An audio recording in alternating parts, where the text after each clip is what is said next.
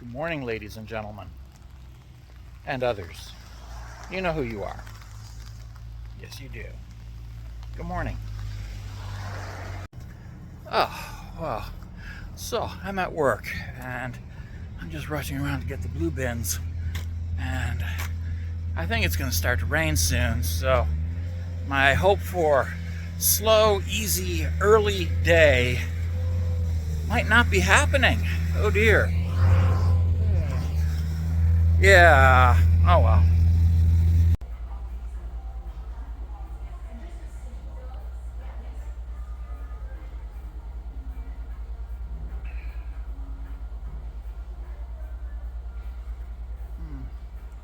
Oh yeah. So yeah, end of a long day, and I've stopped at the Palette Cafe. Oh, for tea. Tea is good.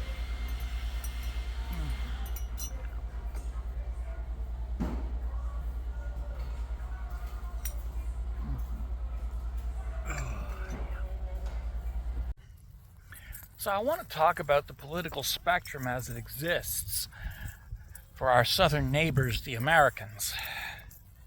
And I realize that it's very popular to try to present Mr. Biden as either a liberal or a communist, or both at the same time, despite the fact that being a liberal necessitates being a capitalist. Because, well, liberalism is capitalist in nature. Liberals are capitalists. They are capitalists, and Biden is a capitalist. He is a gung-ho, hard capitalist. Absolutely. But more importantly than that, he's not a liberal either. He's a conservative. And he's more than a conservative. He's a reactionary. Biden is the first reactionary Democrat to be president of the United States of America ever. Yeah. So, in a party whose last 4 Republican presidents have all been hard reactionaries, and before that, Nixon was a conservative who was willing to entertain some liberal ideas. But yeah, Reagan was a reactionary, Bush was a reactionary, Little Bush was a reactionary, Trump is the most reactionary president they've ever had. But at the same time, the last liberal Democrat that they had was Carter. Clinton was a conservative. Obama was a Reagan conservative. And Biden is an open reactionary. Something to think about. The Overton window may have shifted batshit crazy to the right, but that doesn't mean that left of batshit crazy automatically means either liberal or communist, which incidentally are not the same fucking thing. They're not. Something to think about. And even here in Canada, our liberal, supposedly, Prime Minister, Justin Trudeau, he's basically a Joe Clark conservative. And again, not a communist, not a liberal either. He's a conservative in a party which, yeah, is very full of traditional conservatives who call themselves liberal. Because, well, the Conservative Party has become extreme conservatives, arch conservatives, almost but not quite reactionary. And Pierre Poilievre seems likely to become our first reactionary prime minister. Not just arch conservative, but actual reactionary. And the thing about reactionaries is they're not about preserving what exists now. They're about tearing it all down and bringing back the good old days, which more often than not were only good for a vanishingly small group of people, and which were a living hell for the vast majority. Something to think about. So yeah, if all we have for our political spectrum is conservatives, arch-conservatives, and reactionaries, if all we have are champions of unrestricted dog-eat-dog survival of the fittest capitalism, where are the socialists? Where are the socialists? Where are the champions of the proletariat? That's a good question. Where are the champions of the proletariat? Where are the politicians who come from an actual working class background and are concerned for the well-being of the working class, the proletariat, the workers, the people that earn a wage rather than a negotiated salary, the people who depend upon labor unions to protect them, not an uncle with a law firm? Yeah. Where do we fit in? A thing we need to beware of course, is conservative and, yes, increasingly liberal politicians cosplaying as the proletariat. You know, that thing that people like Stephen Harper do, where they rent a construction site, bring in a bunch of actors dressed as construction workers, and walk around wearing a construction helmet, talking about how close they are to the common people. Yeah. But you'll notice there are no actual construction workers on those sites. The same with when he likes to play farmer. He'll wear a cowboy hat and he'll walk around the stockyard with a bunch of hay bales around, surrounded by actors dressed as farmers. Yeah, cosplaying as farmers, cosplaying as the proletariat.